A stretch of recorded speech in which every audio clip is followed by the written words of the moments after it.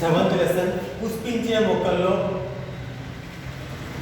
లైంగిక ప్రత్యుత్పత్తి. పుష్పించే మొక్కల్లో లైంగిక ప్రత్యుత్పత్తి ఏ రకంగా జరుగుతుందనేటువంటి ఈ లెసన్లో గమనిస్తాం. అయితే అందులో భాగంగా మనకు ఫలదీకరణ జరగకంటే ముందు ఎలాంటి నిర్మాణాలు ఉంటాయి, ఆ నిర్మాణాలు ఫలదీకరణలో ఏవి తోడ్పడతాయి అనే దాన్ని మనం లాస్ట్ క్లాస్లో చెప్పుకున్నాం. అయినా కూడా మనం ఒకసారి ఇక్కడ గమనిద్దాం. పుష్పం లోపల రక్షక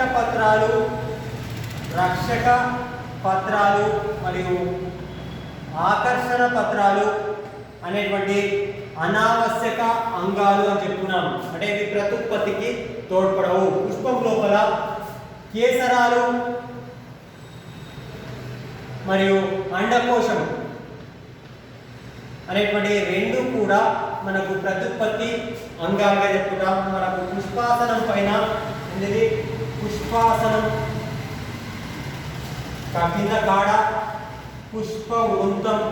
పుష్పాసనం పైన పుష్పపత్రాలు 4 వలయాలుగా విస్తరించి ఉంటాయన్నాం. వెలుపలి వలయం రక్షక పత్రావళి, తర్వాత ఆకర్షణ పత్రావళి, తర్వాత ఉన్నటువంటి కేసరావళి అండకోశాలు రెండు కూడా పురుష ప్రత్యుత్పత్తి నిర్మాణాలుగా అవయవాలుగా మనం చెప్పుకుంటాం. ఈ పురుష ప్రత్యుత్పత్తి పురుష మరియు స్త్రీ ప్రత్యుత్పత్తి అంశాలుగా అందులో మొదటిదైనటువంటి కేసరం అనేటువంటిది పురుష ప్రత్యుత్పత్తి అవయవంగాను, అండకోశం అనేటువంటిది స్త్రీ ప్రత్యుత్పత్తి అవయవం చెప్పుకుంటాం. కేసరం లోపల ప్రధానంగా 2 భాగాలు ఉంటాయి. ఒకటి కేసర దండం, కాడ వంటి భాగాన్ని కేసర దండం అని, పైన ఉపెత్తుగా ఉన్నటువంటి భాగాన్ని మనకు పరాగ కోశము అంటాం. అండాశయం లోపల అండకోశం లోపల క్రింద ఉన్నట్టుగా ఉన్నటువంటిది అండాశయం అంటాం. అండాశయం లోపల అండాలు విస్తరించి ఉంటాయి. అండాశయం ఉపరితల భాగాన కాడ వంటి భాగాన్ని కీలము అంటాం. కీలం కొన భాగాన్ని కీలాగ్రము అంటాం. ఇవి మనకు ప్రత్యుత్పత్తి జరగకంటే ముందు వాటి యొక్క నిర్మాణాలు ఏంటి, ప్రత్యుత్పత్తిలో తోడ్పడేటువంటి అంటే కేసరాలు మరియు అండకోశం అనేటువంటి నిర్మాణాలు. అయితే ఫస్ట్గా మనకు కేసరాల గురించి మనం ప్రస్తావిద్దాం. పురుష ప్రత్యుత్పత్తి అవయవమైనటువంటి కేసరం. కేసరంలో ప్రధానంగా 2 భాగాలు ఉంటాయన్నాం. ఒకటి కాడ వంటి పొడవాటి కాడ వంటి భాగాన్ని కేసర దండము అంటాం. ఇంకా ఉబ్బెత్తుగా ఉన్నటువంటి కొన భాగాన్ని పరాగకోశము అంటాం. పరాగకోశాల లోపల మనకు లంబికలు అనేటువంటి మనకు లంబికలుగా ద్విలంబికలుగా విస్తరించి ఉంటాయి సాధారణంగా అన్నాం. ప్రతి లంబికలో 2 తమ్మెలు విస్తరించి ఉంటాయని కూడా మనం చెప్పుకున్నాం సాధారణంగా. అయితే ఇక్కడ పరాగకోశం లోపల మనకు పరాగ రేణువులు అనేటువంటి ఉత్పత్తి అవుతాయి. అది ఒక నమూనా పరాగకోశాన్ని మనం గమనిస్తే అది ద్వికక్షితంగా ఉన్నటువంటిది మనకు గమనిస్తే ద్వికక్షితంగా అంటే 2 తమ్మెలు కలిగినటువంటిగా 2 లంబికలు కలిగినటువంటిగా ఉంటే ఒక్కొక్క లంబిక 2 అనుభూత వలయాన్ని ఏర్పరచుకొని 2 గదులుగా ఏర్పడతాయి. ఆ గదుల్ని మనకు పరాగ పుప్పొడి సంచువులు లేదా పరాగ కోశంలో ఉండేటువంటి ఆశయాలుగా మనం చెప్పుకుంటాం. ఆ పుప్పొడి సంచుల లోపల పుప్పొడి రేణువులు అనేటువంటి ఉత్పన్నమవుతాయి. ఆ పుప్పొడి రేణువులు స్ఫోటనానికి ఈ తమ్మెల మధ్యస్థ భాగంగా లేదా లంబికల ఒక్కొక్క కక్ష యొక్క మధ్యస్థ భాగాన మనకు స్ఫోటనానికి అనువుగా విస్తరించి ఉంటాయి. ఆ రకంగా మనకు ఈ కేసరాల యొక్క నిర్మాణాన్ని మనం గమనిస్తే వాటి యొక్క కేసర దండాల యొక్క పొడవు అదే రకంగా పరాగకోశాల యొక్క ఆకారం, వాటి యొక్క రంగు వైవిధ్యతను చూపిస్తాయి. అంటే భిన్నమైనటువంటి రంగుల లోపల భిన్నమైనటువంటి పొడవుల లోపల మనకు కనిపిస్తాయి. కావలిస్తే మీకు తెలిసినటువంటి పుష్పాల యొక్క ఒక 10-12 రకాలైనటువంటి పుష్పాలు తీసుకొని అందులో ఈ కేసరాలన్నింటినీ కూడా ఒకదాని పక్కన వేరు పుష్పాల యొక్క వాటిని మధ్యస్థంగా ఒక గాజు పలక పైన పెట్టి చూస్తే వాటి యొక్క పొడవులు ఇంకా వాటి యొక్క ఆకారాలను వాటి యొక్క రంగులు అనేటువంటి మైక్రోస్కోప్ కింద మనం గమనిస్తే భిన్నమైనటువంటి ఆకృతులు భిన్నమైనటువంటి రంగులు మనకు కనిపించవచ్చు.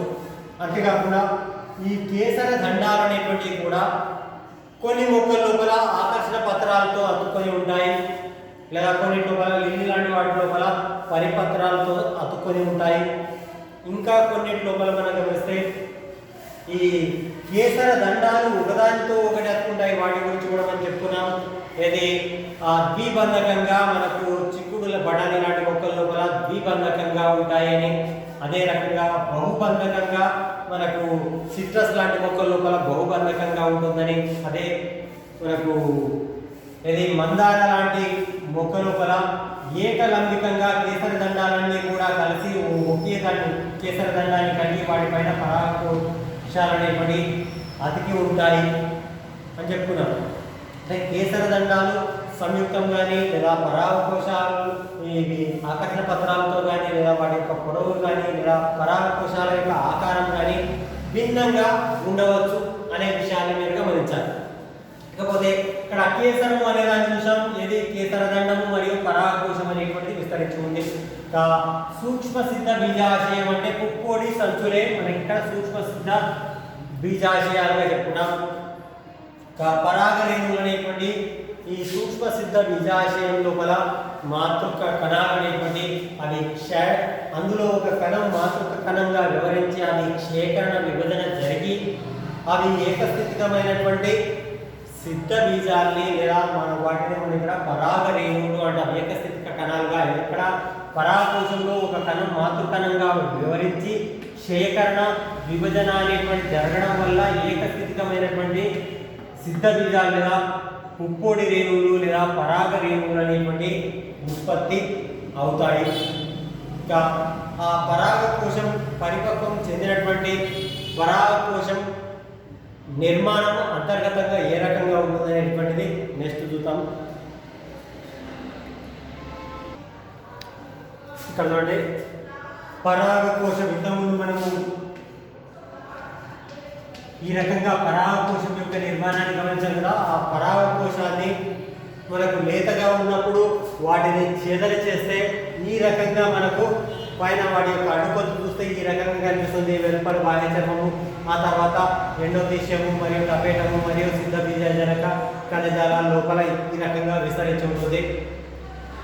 అయితే ఈ పరాగకోశం నిర్మాణం మనకు వాటి యొక్క అంతర్నిర్మాణాన్ని మనకి 8 మార్క్స్ క్వశ్చన్ లోపల ఆడతాడు. దీన్నే మనకు సూక్ష్మ సిద్ధ బీజాశయం అని చెప్పుకుంటాం. ఈ సూక్ష్మ సిద్ధ బీజాశయం పటం అంతర్నిర్మాణంలో ఎలాంటి నిర్మాణాలు ఉంటాయని దీన్ని అడ్డుకోతగా పరిశీలించినప్పుడు ముఖ్యంగా వీటి యొక్క పుణ్య పొరలు అంటే పరాగకోశం యొక్క చుట్టూ ఉన్నటువంటి పొరలు 4 వరుసల భిన్న వరుసలకు చెందినటువంటి పొరలు విస్తరించి ఉంటాయి. అది ఒకటి బాహ్య చర్మం, వెలుపలి వైపు ఒక వరుస కణాలతో నిర్మితమైనటువంటి కణాలను బాహ్య చర్మము అని పిలుస్తాం. ఇక్కడ మనం బాహ్య చర్మం చూడండి. బాహ్య చర్మ కణాల దిగువన ఒక వరుస కణాల లోపల ఉన్నటువంటి కణాలని ఎండోతీసియం అంటాం. ఎండోతీసియం ఇవి స్తూపాకారంగా పొడవుగా విస్తరించి ఒక వరుస కణాలుగా విస్తరించి ఉంటాయి. ఇంకా ఈ ఎండోతీసియము లోపలి వైపు విస్తరించి ఉన్నటువంటి 2 నుంచి 3 వరుసల్లో విస్తరించి ఉన్నటువంటి కణాల వరుసలు మనకు మధ్య వరుసలు అంటాం. మధ్య వరుసలు అని చెప్పుకుంటాం. అంటే 2-3 వరుసల లోపల మృదు కణాలతో నిర్మితమైనటువంటి కణాలు విస్తరించి ఉన్నాయి. ఆ తర్వాత అంతిమంగా 4వ వరుసగా లోపలి వైపు 4వ వరుసగా మనకు దృఢమైనటువంటి కణాలుగా టపేటం అనేటువంటి కణాలు విస్తరించి ఉంటాయి.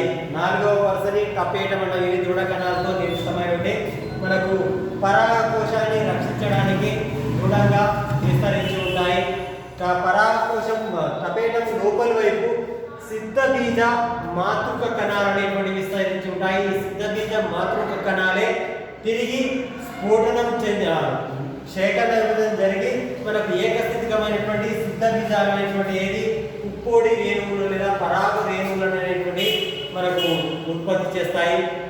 అంటే ఒక కణము, ఒక శతబీజ మాతృకణము సేకరణ విభజన జరిపి ఒక కణము 4 ఏకస్థితికమైనటువంటి కణాలను ఇది పరాగ రేణువులు లేదా పుప్పొడి రేణువులను ఉత్పత్తి చేస్తాయి.